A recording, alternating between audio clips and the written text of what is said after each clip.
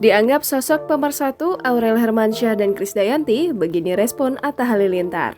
Atta Halilintar menanggapi banyaknya anggapan dirinya bisa menjadi sosok yang mengeratkan kembali hubungan Aurel Hermansyah dan Krisdayanti yang sempat renggang.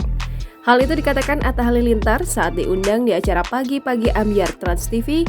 Anak pertama dari 11 bersaudara ini pun menanggapinya dengan bijak.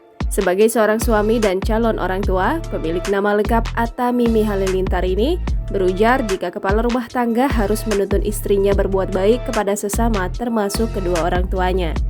Sebagai informasi, sempat santer dikabarkan bahwa hubungan antara ibu dan anak ini kurang baik. Aurel dan Krisdayanti pun sempat saling meluapkan perasaan melalui media sosial. Lantas, dalam sebuah kesempatan, Aurel menerangkan sebenarnya tak ada masalah dengan sang Mimi. Ia hanya ikut terpancing dari komentar warganet di media sosial soal orang tuanya itu. Jangan lupa subscribe, share, komen, dan like ya!